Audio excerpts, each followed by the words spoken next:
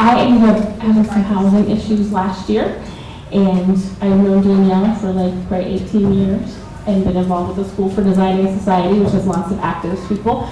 But when I had problems, even though I have a lot of privileges, I live in white skin, English is my first language, blah, blah, blah. I was too ashamed to reach out and tell someone that I needed to stay in my storage shed. I need that sort of stay. So even people that have resources, and I was sort of surprised by that. I thought I had a hotel to stay in, and the owner found someone that would pay more to stay there over homecoming weekend, so I was sitting out on a plastic storage tote in the first snowstorm of the year, trying to figure out what to do. And I decided not to call anybody in my family or my friends. I barely had the strength to call a cab because I was physically really ill too, but I was so ashamed. So I don't know that people think about that, and Danielle and her staff have worked really hard to make sure that when you go into township now, unlike maybe before, that people are treated with dignity. You don't have to sacrifice, feel like you have to sacrifice your self-worth or be embarrassed to go there. I ended up living in hotels some, and I am only handing out a business card and trying to get people to go there. So I just that's something to think about. I don't know, you may look at me and think that I look like your sister or your aunt or your mom, but in those moments I was surprised, and that was the first time in my life that I was in that kind of a situation, and even just once having that happen, I was so ashamed that I couldn't reach out to anyone. I can only imagine what if I had children, what if it was the 10th time that happened to me. I was lucky I had a credit card. I still couldn't find somewhere to stay that wasn't hundreds and hundreds and hundreds of dollars because it was homecoming weekend. I couldn't even really find anywhere to stay, even if I was willing to pay. It just wasn't anywhere to go. And I didn't ask. So I hope that all of you will support Township. I'm getting the Angel Fund makes a great Christmas and holiday gift for people that have everything. You can donate to Angel Fund in their name, which I think is lovely, or you can volunteer in their name. If you'd like to do something with your time instead or additional. So thank you for coming.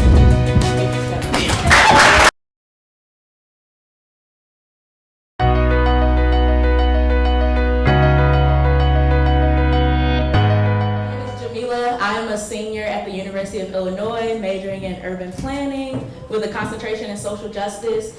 And I was really excited to get involved with the township, particularly on this project where we are amplifying the voices of women who have been through it as we've been putting it throughout this process.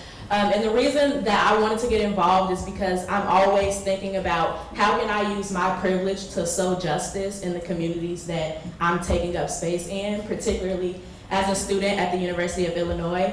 And so I just wanted to do something that was where it wasn't about me. I wasn't in the forefront. I think a lot of times in planning, we get to talk about these communities and plan these communities, and we don't always do it with the input of the people who live there and who have to experience the things that we're doing in their communities. So to be able to speak with these women about what they've experienced in the community and how the township has helped them, and also the ways in which they would like to see this community be invested in and benefited, and benefited from like different resources from planners and like city governments and things like that. I don't know what else to say. I'm a little nervous. So yeah, this is honestly such an amazing project, and I'm so thankful for you all for like sharing these stories with us and being vulnerable and opening up to us. I think the biggest thing that I'm gonna take away from it is I really wanna make sure that as a planner, I'm really amplifying the voices, particularly of women, and how we can make cities more safe for women and more and resources accessible for women, because that's definitely, I think, something that's missing from the story. So thank you all so much for that.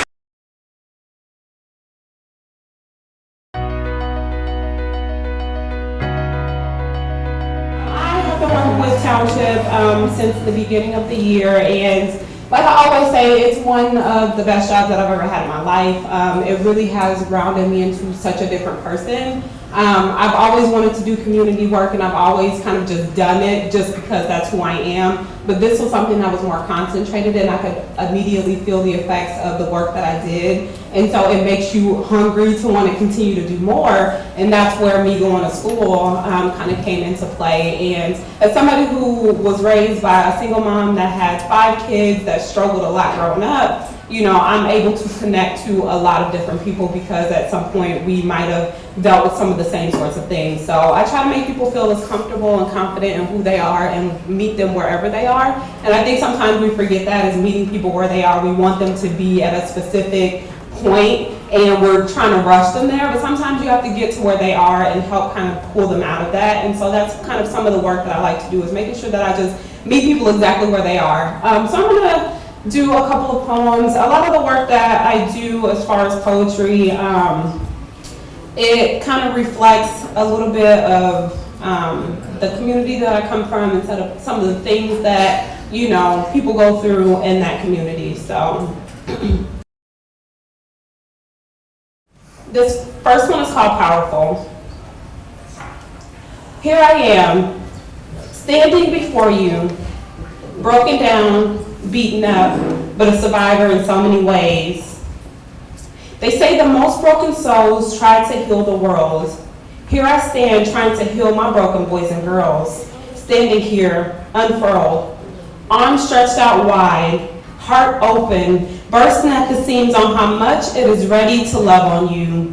To love you past any measure of what you had known you could do. They say to me, Star, you're so powerful, you don't even recognize how you touch people's lives. And I look into their eyes, deep into their souls, and say I'm only here, learning how to survive. Survive past the heartache, past the many lies, past the time my soul had been raped and the innocence of me died. Past the time I was so hungry, I cried myself to sleep. Past the time my mom wouldn't come home, laying in her bed, I would weep. Past the time I first smelled the smell of a burning crack pipe. Past the one time we pulled over and I had to hide this dude's sack, if anybody knows what that is. See, the beauty of trying to heal others is I also do heal me. I am hugging on these babies because no one had truly ever hugged on me. The beauty in these words, the smile you see upon my face, the warm, inviting energy I give is merely me standing in my place. The place that has been destined to be mine as I walk this curly road, to learning how to love others when they can't even love their own soul. They look at me wild when I'm in the streets protesting, or even on this mic trying to pass out these lessons, or in my community trying to hand out these blessings. Because looking at my people, I can't keep watching them steady stressing. The bills are due, our men are dying in these streets. That one woman at work always trying to compete. We fight so hard every day just to manage in our lives that I have to heal my nation, or before I know it, we all will die.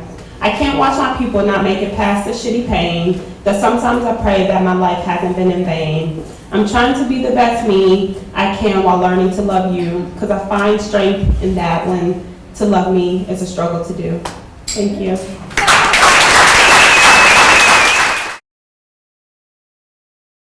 This one is called Sleepless, and it was actually a poem that I wrote out of sleep paralysis. I was sleeping and I woke up and my body was kind of reacting to like that fear that happens, and this is what I did in the middle of the night. Sleep seems to escape as reality snatches away the beauty of vividly dreaming of those things that seem too far away. Smelling the rigid truth of reality while eyes close and encaptured in what seems like a world right between bliss and anguish. Your body jolts up, like electricity of reality had been shocked into your veins. Heartbeat unrhythmic, mind trying to comprehend why it was supposed to be peace, you're in a constant state of panic.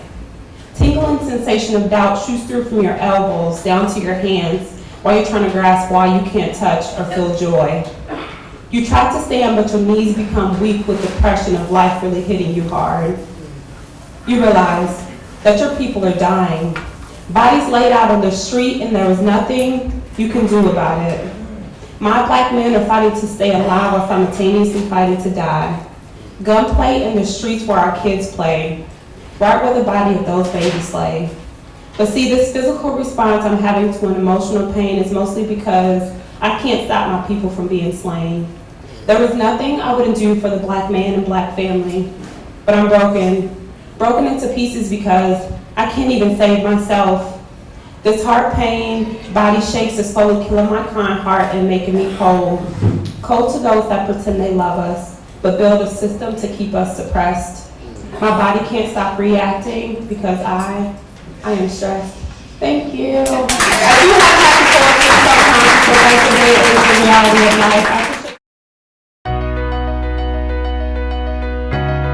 Okay, so first of all, I just want to thank the Cunningham Township and Danielle for inviting me to do this. This is a really, really tough situation for me to be in, mainly because I'm being vulnerable, and there are a lot of people, thank God this light is bright because I can't see any of your faces. But to be able to share a little bit of my story and who I am. Yes, I'm an artist. Yes, I'm a designer. I'm a dance teacher. I do spoken word. I do all of these great things. But just last year, I had a stroke, which really took me out. And in that process of trying to heal, I ended up losing my home, losing my husband, and I don't mean he died, I mean he left. And so life really went to a dark place for me. And because I'm such an independent person and I want to do things on my own and I'm strong and I can, I got this, I was put in a position where I couldn't do anything. And I didn't know where to go and I didn't know who to turn to. And many people, Danielle and some of you guys who are out here, stepped up without me even having to ask. And you guys just bathed my children and I in love and support, and then, this community just really poured out its heart to me. So, I just want to say thank you to all of you for that. I'm going to try to read a couple of my poems that I wrote.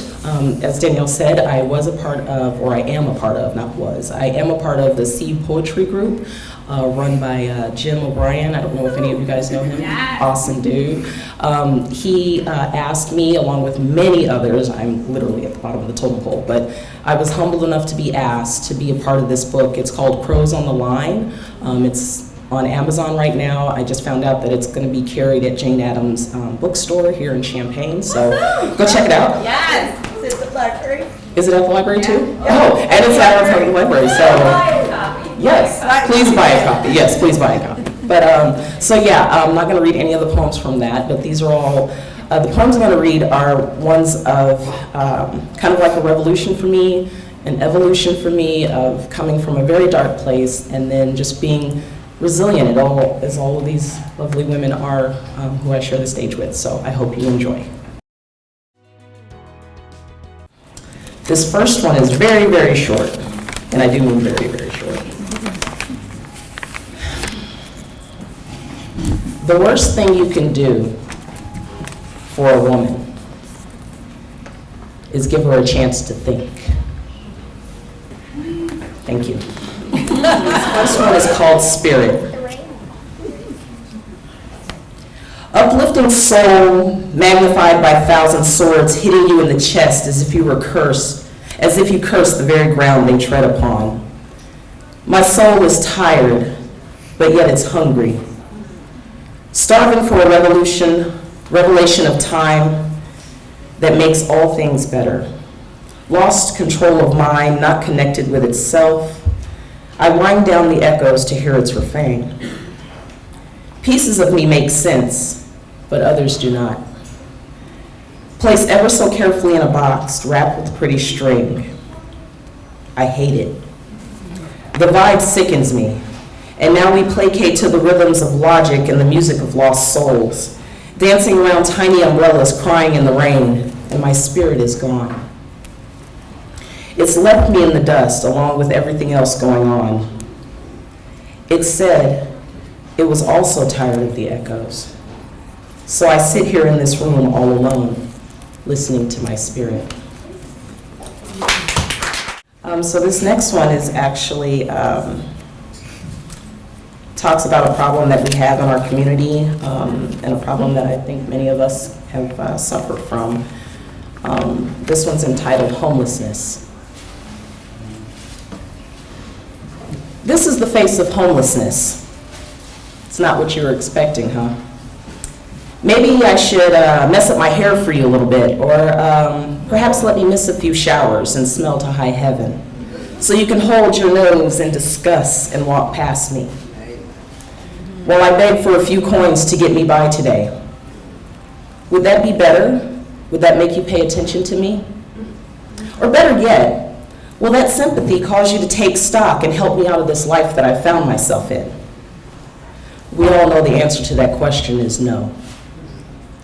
We are all one paycheck from living under a bridge, yet no one wants to talk about that. We sell our souls for a meal, a place to sleep, or a kind word, but no one seems to care. Our children are embarrassed and ashamed, they're angry and confused, and that is a burden we bear day in and day out while we try to figure out how to make it through the next moment. So we are judged because we choose to dress nice, speak with diction. We ask for help and we're treated as lowly street dogs looking for help. We are marred and labeled and turned away because we don't look the part enough. No one sees a problem because we dress like you do.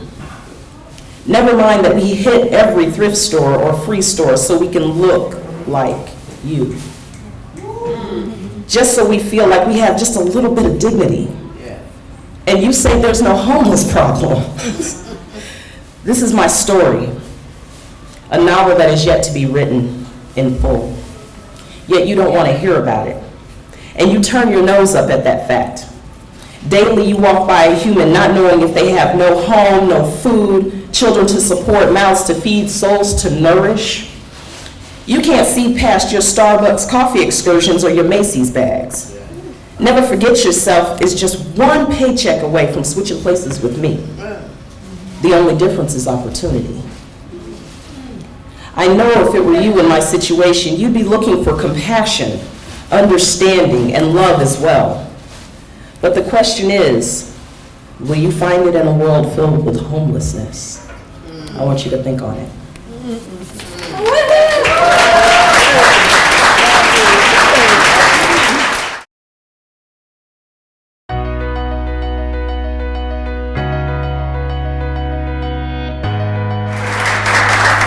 Thank you so much. It is incredible to be here. I want to make sure that I extend my heartfelt gratitude and thank you to Danielle, not just for helping facilitate events like this, but the entire ethos that she brings to leadership has changed the entire course of my life. I went to Cunningham Township because somebody passed along a job listing for a front desk person. I never wanted to work in an office, but given my lived experience with homelessness, abuse, all sorts of stuff, I actually found seeking services to be incredibly dehumanizing. And so when I saw the job listing, I was like, well, if I can do nothing else in my community, I could be a smiling face at the front desk of an organization and maybe kind of blunt some of that dehumanizing aspect for other people. Maybe that's my life path, right? Like, I don't know what an Excel spreadsheet does, but that's all right, I'll learn. So I applied, and I put my life experience dealing with homelessness, poverty, sex work, all of that in my cover letter, which is a bold choice, by the way. And so I was like, I'm made for this because I actually know what this is like. And I can relate to people that come through the door, and I can help them get services without making them feel unnecessarily uncomfortable. And we had an interview that turned into a conversation that took up almost an entire afternoon. And it was very clear that I do not have the capacity to run like administrative tasks to the degree that Cunningham Township needs. But Danielle offered me a paid internship to follow my passion projects, which are addressing the need for shelter and housing and looking at the intersection of homelessness, poverty, and sexual violence.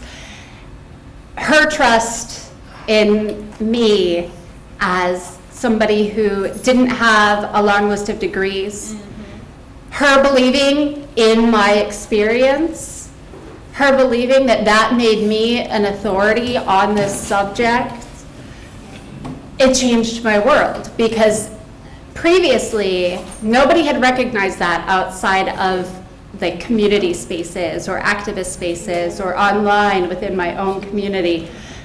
This was the first time that I had actually felt seen by a service organization that had ties to the government.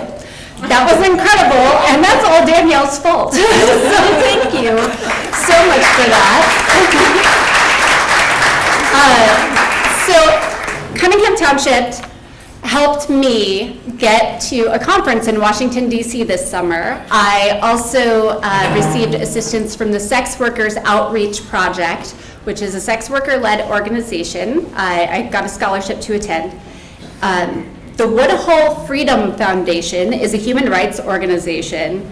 They are currently challenging SESTA FOSTA in a lawsuit, and that is kind of in-depth, high-level policy stuff. So what I did is I actually made a zine about it that you can pick up at the front. That way I don't have to bore you with that sort of stuff. But it's very important. It basically restricted our ability to distribute harm reduction materials, safety information, and healthcare information, screening tools. All of that got wiped out by it, and it is now impeding on the First Amendment rights of many, many other groups. We're seeing increased censorship of LGBTQ groups, of people of color, Instagram, Facebook, Twitter, like the hashtags, shadow bans.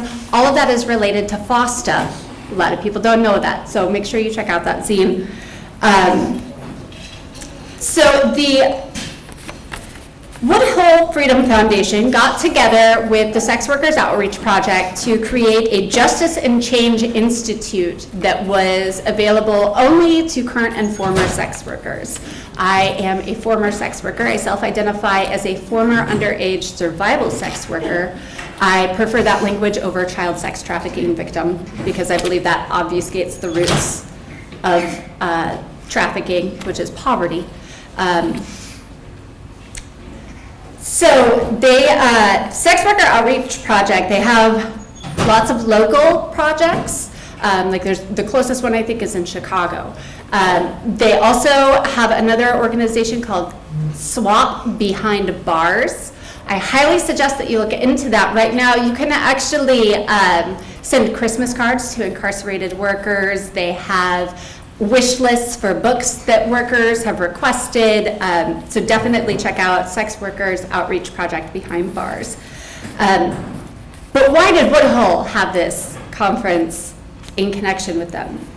One of the largest sex worker organizations, Desiree Alliance, actually had to cancel their 2019 conference. It was called Transcending Boundaries, Immigration, Migration, and Sex Work. And I want to read their statement on that really quick. Due to FOSTA, SESTA enactments, our leadership made the decision that we cannot put our organization and attendees at risk.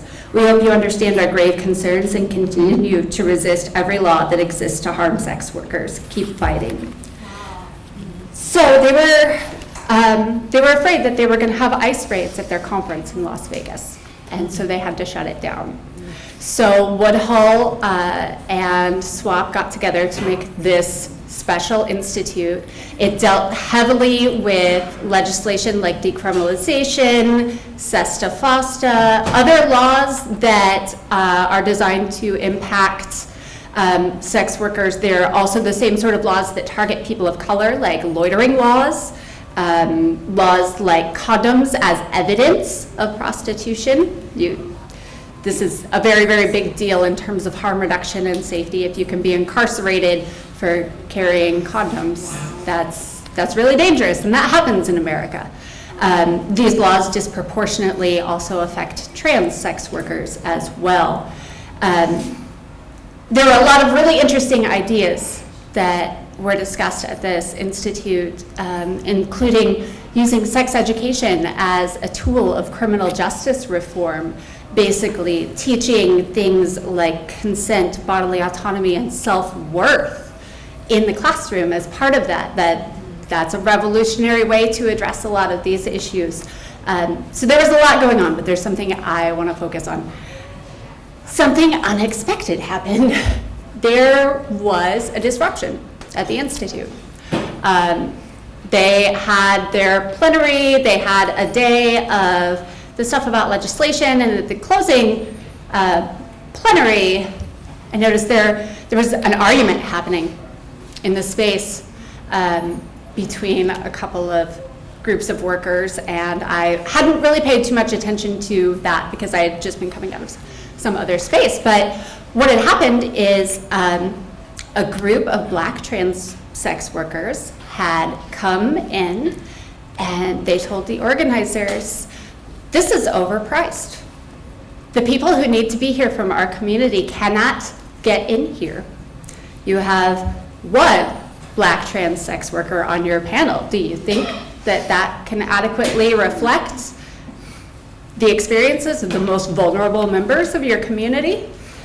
We deserve a space at the table. No, actually, we're taking the table. Yes. Yes. I had never seen anything like this in my life. Just on the spot, they stated what they desired. They wanted the table. And because it's an activist community and we really, really try to hear and respect our members, everybody said, all right, let's give you the table. Okay, we want to be paid to speak. Okay, we are going to crowdfund right here, right now. And we actually took cash from the attendees and piled a bunch of money up on the table. And the final plenary was actually exclusively Black trans sex workers sitting in front of a pile of cash. And it was the most beautiful thing I've ever seen. They spoke about housing, the need for housing. If we actually want to address the violence that is disproportionately affecting women, people of color, LGBTQ people, we need housing rights, right? They spoke about discrimination. We need record expungement, right? That is a big deal. There's a poverty trap involved in starting out in underage sex work, and then you turn 18, and then you're a criminal for the same thing, right? That's the difference of a day. If that is on your record, you're a registered sex offender, and you can't get other employment. You can't get housing. You are forced back into street-based work, right? This is the cycle that happens that people aren't talking about. And I just really appreciate them coming and doing that. But they weren't done, right? Because Woodhull lasts the whole weekend, and that day was just one event. And Woodhull itself encompasses a lot more. They advocate for LGBTQ rights, they advocate for AIDS, HIV awareness and rights concerning discrimination around that. So they had a lot going on. And something really, really magical happened after the luncheon, like the big deal luncheon at this conference. Upon exiting, everybody from HIPS, that's a harm reduction outreach organization in Washington, D.C., there are a lot of incredible people who work there, including lots of the Black trans women that I spoke about that took over the panel. I'm going to give a special shout out to Tamika Spellman because she is amazing. Go look up her work. Anyway, I walked out and all of a sudden it was a flash mob ballroom in the lobby of this luncheon. It was high energy. People were dancing. Charisse from HIPS had a bucket and a megaphone. She was talking about housing rights. She was talking about discrimination. She was talking about what people need, right? And everybody gathered around in a big circle. Everybody was throwing money into the bucket. It was very, very high energy, incredibly vibrant. And I've never seen a protest where nobody was upset, right? Like nobody felt like they were taking away anything. All they did was just bring themselves into that space, right? They weren't offered a space. Poor people, marginalized people, usually aren't. Like, those invitations aren't getting lost in the mail, they've never been sent, okay? So these people just seized this space, took it completely over, and turned it into something beautiful, remarkable, and tangible, right? Everybody that left that saw what was happening and was smiling, started buying their merchandise, started throwing money in the bucket, like really started to make connections between the fact that, like, oh, we are leaving out the most important people in our movement. And here they are telling us in a way that is incredibly, really, really beautiful. And I just have so much gratitude to them, to everybody that was a part of that, because coming from the cornfield, I came from a place with like 2,500 people. I've never lived in a big city. I haven't been able to be involved in like really edgy activist spaces. Like, this was the first time in my life that I really got to see something like that. And all of a sudden I realized that there was so much possible that I had no idea until they showed me. I didn't know that I could be angry and fun at the same time. And it turns out you can. Like, get mad as hell, but fight like it's a party, okay? Because that's how you get people to join you. That's how you get people to engage, to spread your message. And so thank you, everybody, for listening to me ramble on about this. Thank you to Danielle. Thank you to Cunningham. Thank you to all of the amazing students that have been involved in this. Thank you.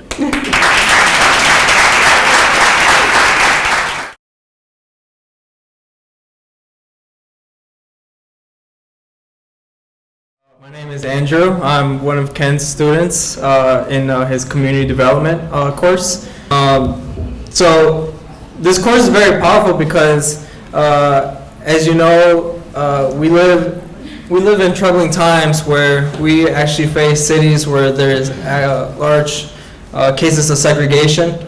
I'm from the city of Chicago, but most importantly from the northwest side, where you see, I know lots of you have heard of struggling stories of people on the south side and the west side, and how completely different lives people live, but yet they're in the same city, and sometimes even just it's the neighborhood right next to your neighborhood could be struggling.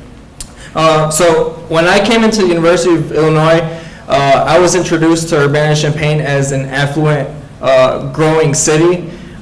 So I never really thought of the struggling segregation that people might go through until I actually was enrolled into Ken's class.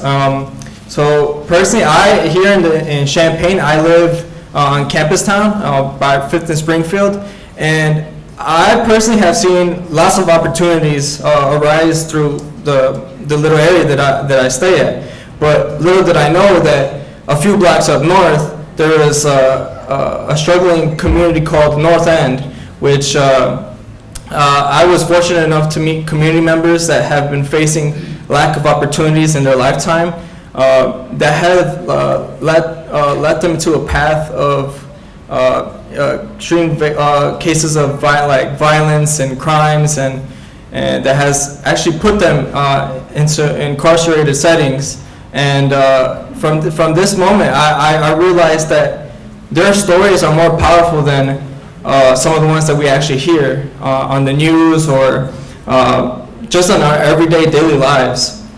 So I was fortunate enough to meet with Tamika Davis, who was here before. Unfortunately, she had to leave, but she shared some of her stories that have been very powerful. And Vincent, who wasn't here, and also one of his Go Mad students, which is a little program that he's giving back to helping young students learn like the workforce and labor, and try to get them to learn real world techniques and useful opportunities to build houses and transitional houses and stuff. So I was fortunate enough to also go through this walking tours with Tamika and Vincent and go through their neighborhood of the North End and see how their lives were completely different from lives that I live now in Champaign. So it was great to see that I was able to use their stories to create a story mapping, because the great thing about story mapping is that it has a power of being able to show visibility among people that are struggling, that do need our help to get their stories out and show that these are real people that are struggling, but yet they won't let their struggles get in their way of trying to be better.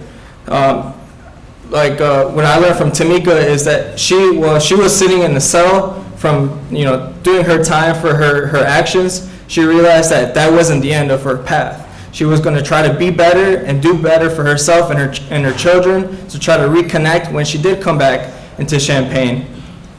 And little stories like this help us to try to amplify their voice as planners, to try and bring everybody and unite people together and make a difference.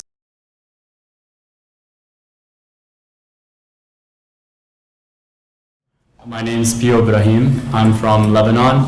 I don't know if you guys know where that is. Yes, I do now. Okay, it's in the Middle East. I'm a Fulbright scholar doing my master's in urban planning. My background's in architecture and politics, so you could say I had all the qualifications for a God complex. Because what we do is we basically look at maps and people become dots or a shade of color.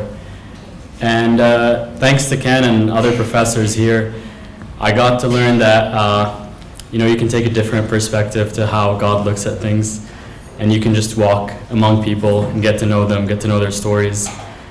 And it's really beautiful because you get to understand why people act a certain way, what challenges they went through, what struggles they had to fight through. And each one becomes a warrior, each one becomes a survivor, each one becomes their own hero. And it's something really beautiful. I recognize now that I grew up very privileged and I was very well sheltered. But I realized I have to share all the talents that I've received and had. And so when I was working with First Followers, it was beautiful to hear their stories. It was nice to look at someone and not have all these prejudiced thoughts and the misconceptions that you grew up and they're put in your head. And I met this guy called Keelan, very average person, not someone with like an amazing, crazy Hollywood story. The more we sat with each other, the more we talked, I got to realize it makes sense. And I can't blame Keelan for anything. In fact, the more he shared with me, the more I grew to appreciate him and appreciate where he is at now and the decisions he's took to make his life what it is now. And part of story mapping is we could choose to take someone's story and have it in our own eloquent language, or really just make it, just dramatize it. But I chose to have it the same way he wanted. So it's over there, it's these strips, that's his story in his own words. I just took bits and pieces and put some stock photos. And I want to show people that he's just a regular person who just had maybe some tough circumstances, but pushed through and is doing great. And I love what First Followers has done with him and many other young people. And I would definitely use this time to say it's great to support them. It's great to support such initiatives in this community and elsewhere. So yeah, thank you. Thank you.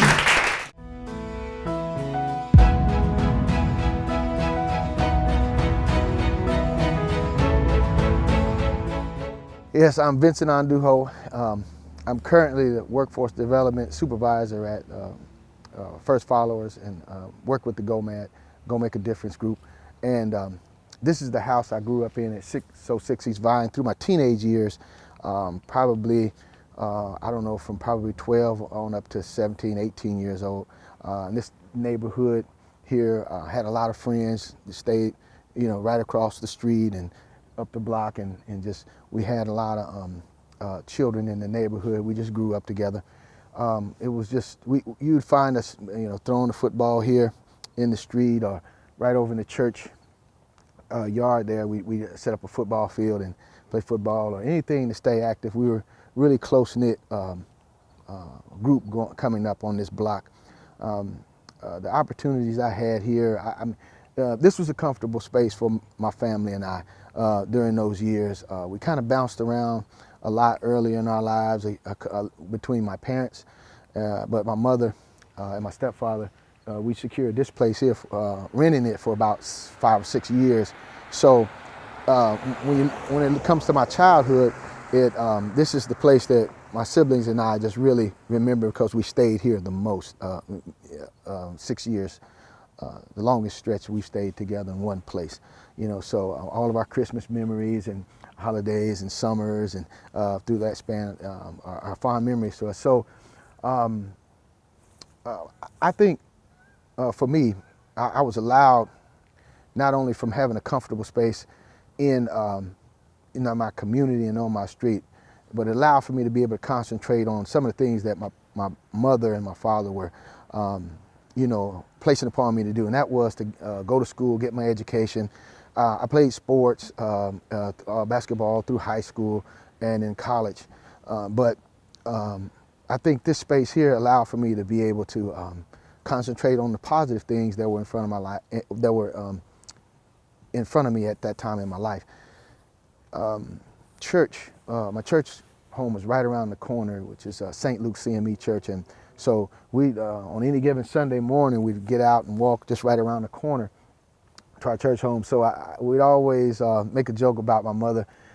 She would have us walking in the snow, but she would drive to church. But it wasn't that she left us out, but she made room to go pick up other children to take them to church. So she just said, you guys walk and I'm gonna go around to the projects and pick up a couple of kids and bring them to church. And that's just kind of how my mother was. And there are those children are all grown up now, and I see them in the community. They say, hey, how's your mother? I remember she was the one who picked me up for Sunday school and cared enough to come by and see about me as a child while I was living in the projects.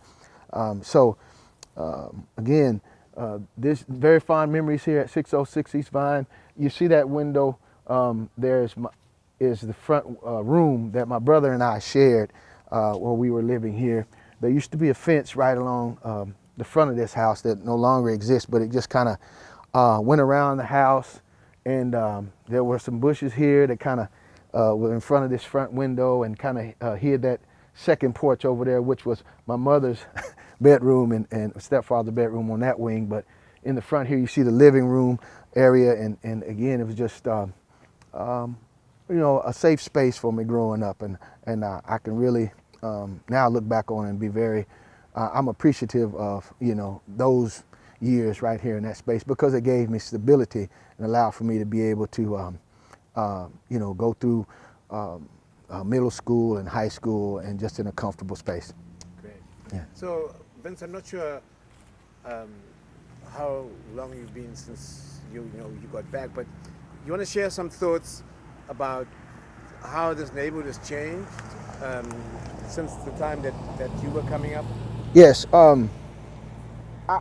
I frequent this area when I come back to Champaign, Urbana. I ride down this street every so often, just to, just get a glimpse of the past, just memories. But there are no longer families occupying this block as it used to be. As you can see, it's kind of quiet right now. But in those days, there was a big family stayed in the house right across the street, and there was another family who stayed there. All three of those houses, but you'd always see young people coming and going, and even the parents. Right now, I don't see, and then whenever I come down on this end of the block, I don't ever see that anymore. So it just seems like the dynamics of this whole block here has changed over time, and it's not. I've not just come down this street when I just came back to Champaign-Urbana here recently, but whenever I come to visit, from time to time, I just ride through and just to see. Like I said, it served as home for me for some years, and I just ride down the old block, to see what's going on. So what has changed? Don't see many people out doing anything anymore, like we used to. I don't know. I can't read too far into it to see who lives here. I haven't taken the time to do that, but what I'm telling you, when this was bustling with children and young people, and the parents, and we'd always interact and speak and go to each other's homes and even stay all night or what have you. And some of those friends I still see today, and we reminisce on the days that we grew up together, going fishing together with, my friend's father would take us fishing, who stayed across the street. Mr. Wyndham, he just passed away about a month ago, but he was a guy who was very involved with not only his own children, but the children on the block. Mr. Cooper used to stay across the street. Ma and Pa Cooper is what we addressed them as. And Mr. Pa Cooper would always take time with us and help us with working on cars in the back of his house. And just, he take time out to kind of show us something. I work with the GOMAD scholars, and I'm teaching them a trade right now, but I think Pa Cooper, in his own way, was trying to give us something that we can take with us, as far as a trade or a skill. Yeah. I mean, I could just anecdotally maybe share, when we just got here, there were sort of two young, I guess middle-aged men. Yes. So it seems like there's more kind of single men rental. Yeah, just a different, even that church there where you see it, it's what do we call it? The AOH church. And they'd always have a tent revival and just a lot of things going on. Now, I can't say that they don't. I know in Champaign-Urbana Day, when I came by here and they were out, like they used to be back in when we were growing up. But there's always something exciting going on there for the community back when I was growing up. But to that note, you're right. It just seems it's a different face, and over time, the face of this block has changed. Yeah. So, yeah. But I always say this is, I know the dynamic of renters as opposed to homeowners. And this block here seems, as you can see the for rent sign there, and then we rented this home, and those two houses, like rental houses, just seem like there'll be more transitional, space over time. So I think it'll be a little harder to keep the same group around or have it regenerate in that manner. So it may take on a different look because of those dynamics here. I also know that you work with the GOMAD scholars, and particularly we had the pleasure to meet Kylan and DeAndre. And yes.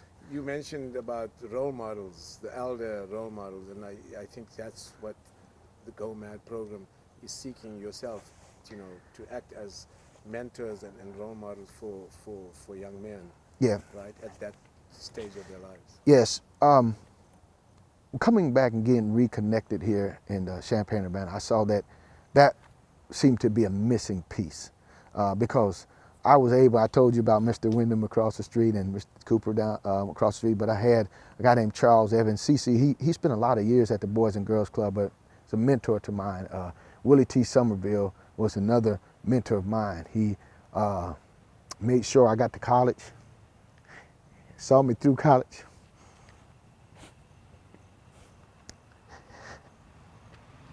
Excuse me. I get a little choked up when I think about the mentors.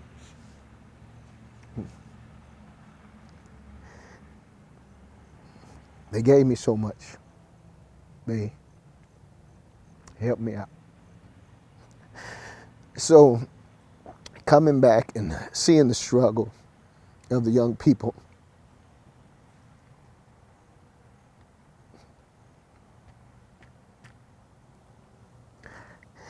excuse me,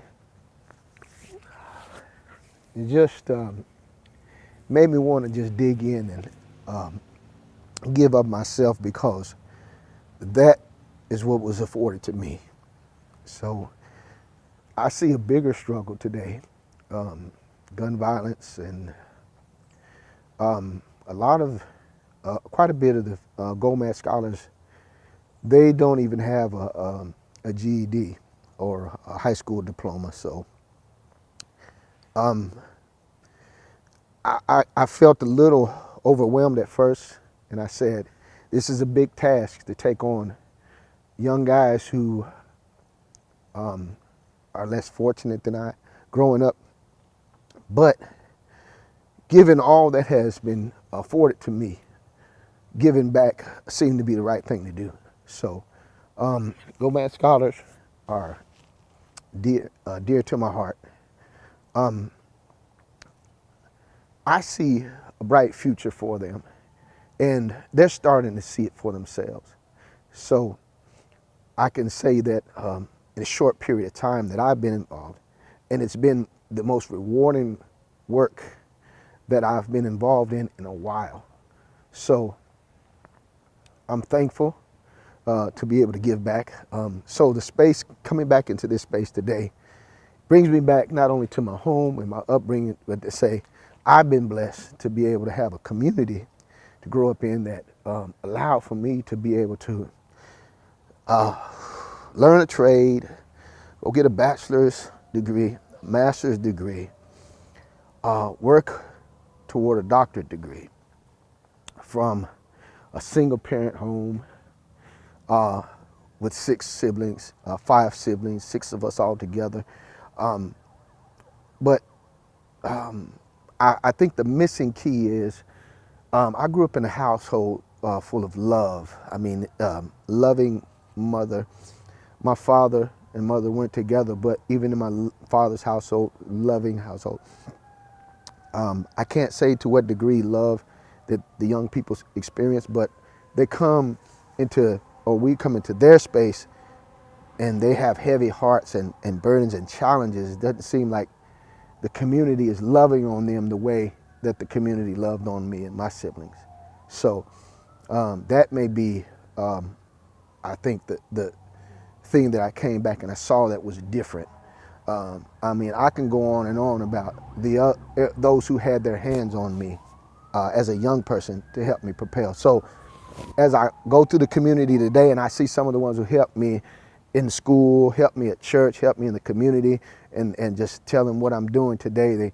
I've been around the church, around the country pastoring churches, and that's what they all know me for. And then when they see me back home, they say, well, what are you doing here now? And I say, well, I come back to work in the community with the young people.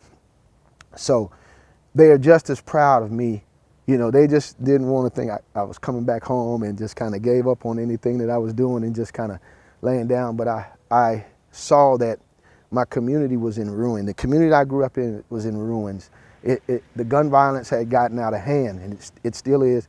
But I felt like if I could stay from afar and I could look back at home and just complain about what's going on, or I can carve out some space, take some time. I've been doing this type of work around the country. Everywhere I've gone, I've helped and got involved with someone else's community. But it came a point in time where I couldn't sleep at night because my own community was in ruin. I said, if there's a will, there's a way. I need to get back home and to make a difference. And so here I am, you know.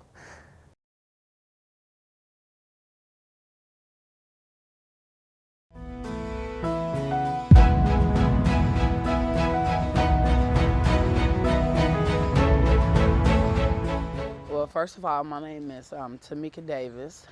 It's now Tamika Davis Nunez. I'm married. I have 5 children, 4 boys and 1 girl. I go to Mount Olive Missionary Baptist Church. That's where me and Marlon met. Me and Marlon Mitchell, that's the co-director of First Followers. We were in a prison ministry together, and it wasn't really quite like working out. And one thing he said to me, he was like, you know, I got something in place. I got a plan.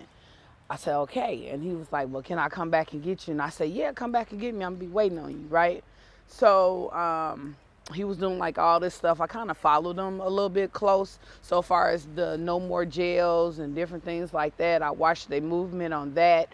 And then like one particular day he called me and he was like, hey, he was like, can you meet me at AME? No, this was before Bethel. He said, can you meet me at County Market in Champaign? And I was like, sure. I was like, yeah, I'll be there. What time? So he told me the time, and bam. So like it was me, him, James, and a guy named Snow. And that's where basically like all of our ideas and different things came from. Like we were like in no-win situations. Like we were trying to come up, like what were we gonna do? How was we gonna do it? And different things. And then AME Bethel. We started coming over to AME Bethel, and then that's when it was just like no one was coming. But even at that time, that empty time, we was able to get to know each other. And then not only was we were not getting to know each other, we were able to put a lot of things in thought. You know, how do we want this program ran? So it was kind of like a slow process. So now it's like it's just taking off. You know what I'm saying? The program is now taking off. It took, you know, meeting of the minds to come together. And so, but like, I'm so adamant about the program because when I came home from being in prison, I was gone. They sentenced me January 7th of 2000, and I came back April 29th of 2008. And at that point in time, I had like, when I came home, I had nothing. Like I had nothing, nobody, no resources, no nothing, like dead ends. Like, oh, just go to the library. They didn't say, well, I'm gonna show you where the library is at. It was like, oh, well, you go this way, and then here's the library, and here's the corner if you need to go somewhere else. And I'm just like, okay, no direction. You know, I was kind of like, I felt like I was kind of like lost in the world, and I had to like really maneuver and feel my way through my own self. You know, so I was able to do that. So that's why the program is so, I'm so strong about this program to help people that's coming home from prison and different things. You know, I mean, and my prison life, I would say probably came from being like, when I first started my life of crime, like being in a household of abuse and different things like that, and then me going to the children's home, and then from the children's home back out on the streets.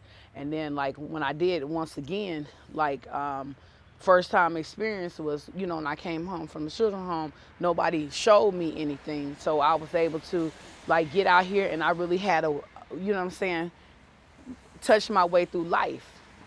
But touching my way through life, I kind of lost my way through life. You know, I lost my identity. I lost everything of who I was, you know. So that's when I started hustling. You know what I'm saying? My pain really started up the street off of, on Park Street, you know.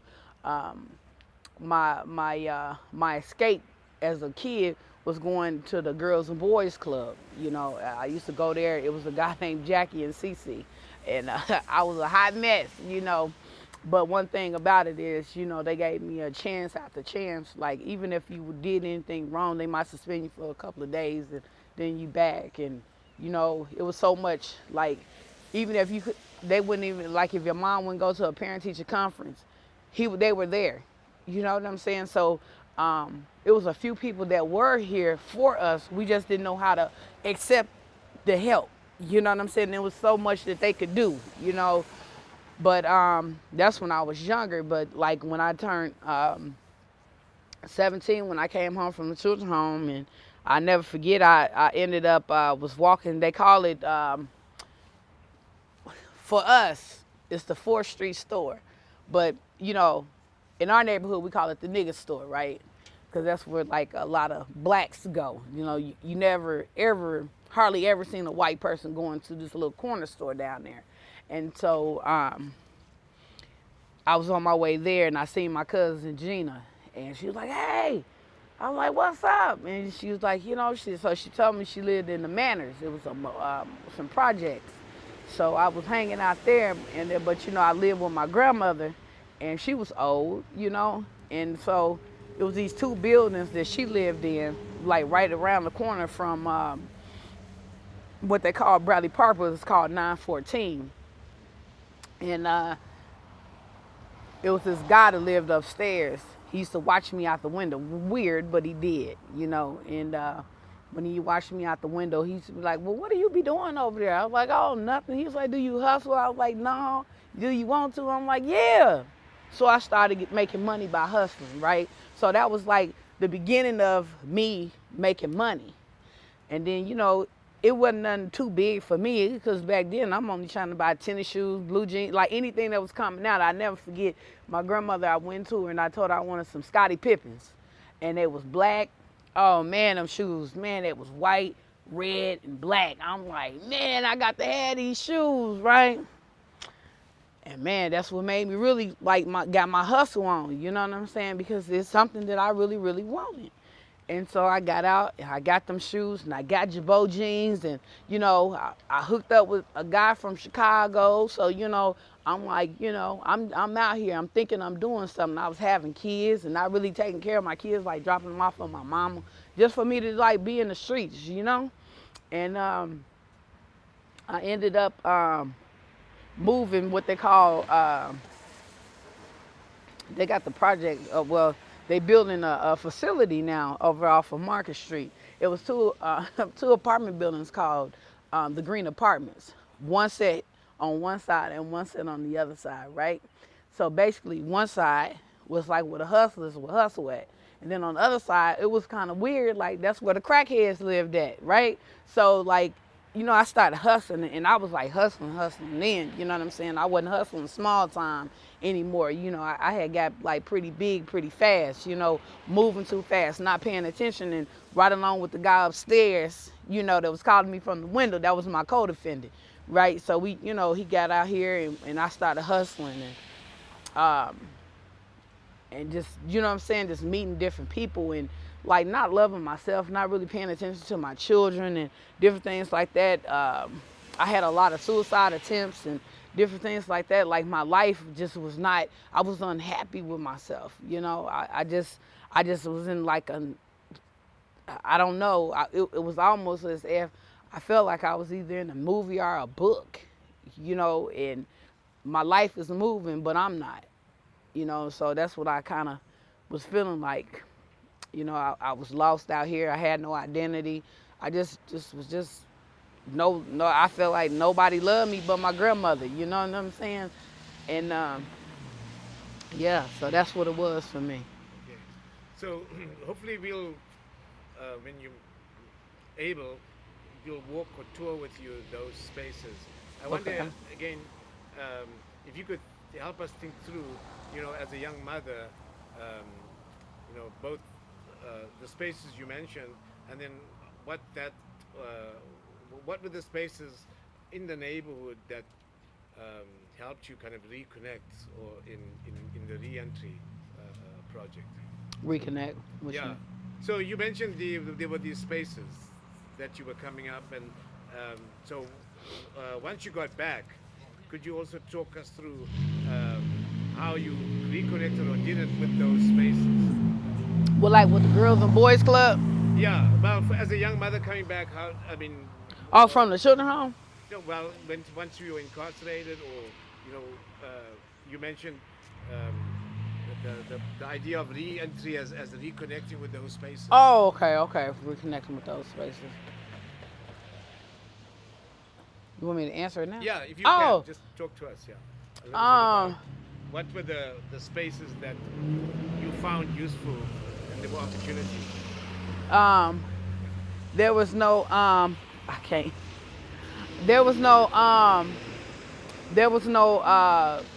basically there was really no opportunities. I had to maneuver my way through, through life myself. I had no reconnections out here, only thing that they told me to do was go to the library. So when they told me to go to the library, I'm just like, okay, that was my only reconnection, was the library, and I had no help with trying to piece me and my children back together as a whole, and I think that's why it's still kind of rocky for me and my children.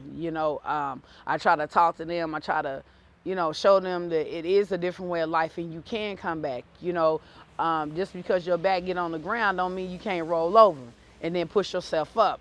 A lot of people feel like, oh, if I'm have you ever looked at a bug, how a bug just like give up because he's on his back, right? Life, you can't do that. You got to maneuver your way until you can get, grounded, roll yourself around, push yourself up and stand, and that's what That's what I feel like. Like everybody should be able to fall and stand all at the same time. Um, it's just always, now it's about having the resources. Like it's a resource now. There's no excuse for you not to make it. It's a resource. When I came home, it was nothing. I had like nothing, like nobody. It was like nothing, like for real, like nothing. It was nothing out here. They say, I just always think about this library, and to get on the computer, to maneuver my way on the computer, I knew how to do PowerPoint, Excel, and Word, right? But they didn't tell me about Google or anything else. I get on Google, I'm like, okay, what am I supposed to do? And then it was a librarian lady, I knew I was getting on her nerves, but I had to tell her, I was like, man, please be patient with me. I'm not even familiar with this, just show me how to get to different sites, and one day she just like, and she's like, okay, I'm gonna help you, and so she showed me how to maneuver my way on the computer, how to find different jobs and different things like that. If I'm looking for an application, because Google will send you all kinds of ways, just because it's there, you click it don't mean that, you might have to have something where you got to fill out another thing. You're not gonna get to the actual application, you just got to you got to find it. And I found it, it was hard, but I did.